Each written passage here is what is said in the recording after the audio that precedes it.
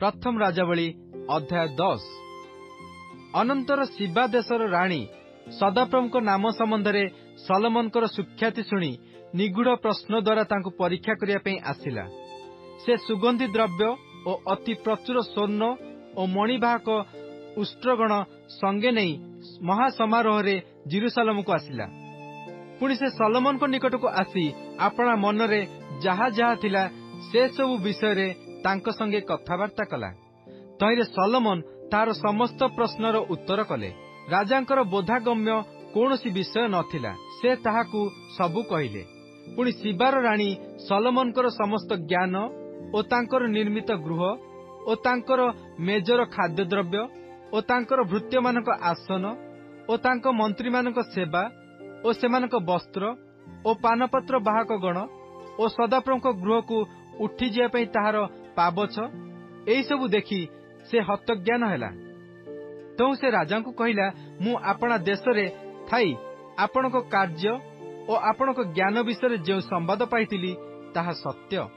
तथापि मु आसी आपना चक्षुरे न देखिबा जाय से कथा विश्वास न कली। आ देखंतु अर्धेक मते कुहा जाई नथिला। मु जे सुख्याति शुणिली तदपेक्षा आपनक ज्ञान और ऐश्वर्य अधिक। आपनक लोक माने धन्य, आपनक एही दास माने धन्य। सेमाने नित्य आपनक सम्मुखरे छिड़ा होई आपनक ज्ञानर कथा शुणंती। सदाप्रभु आपनक परमेश्वर धन्य। से आपनकु इस्राएल रो सिंहासन रे उपविष्ट कराइबा पई आपनक प्रति संतुष्ट हेले। सदाप्रभु इस्राएल को सदाकाल प्रेम करंती।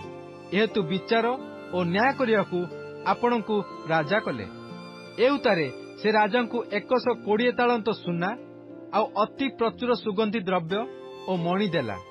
शिबार राणी सलोमन राजांकु जेते सुगंधी द्रव्य देला सेते बहुल परिमाण रे आउ केबे आसी नाही।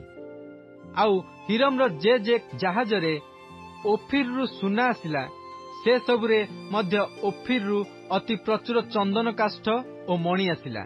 सेई चंदन काष्ठ राजा सदाप्रभुଙ୍କ गृह और राजगृह पई स्तंभ और गायक मानक निमंते बीणा और नेबल निर्माण कले।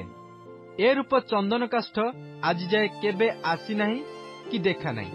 शिबार राणी जहा जहा मागिला ताहार मनोबांछानुसारे सलोमन राजा ताहा सबु ताहाकू देले। ता छड़ा सलोमन राजयोग्य दानानुसारे ताहाकू देले। ए उतारे राणी और ताहार दास माने फेरी अपना देश को गले। वर्षक मध्यरे सलोमन को निकट को 666 तालंत परिमित सुवर्ण आसे। यह छड़ा पाइकर माने आनिले। पुणी बणिक मानक व्यवसाय और मिश्रित गोष्ठी मानक समस्त राजा ठारू और देशाध्यक्ष मानक ठारू सुवर्ण आसिला। तहिरे सलोमन राजा पिटा सुनारे 200 बड़ ढाल प्रस्तुत कले। प्रत्येक ढाल रे 600 सेकल सुना लागिला।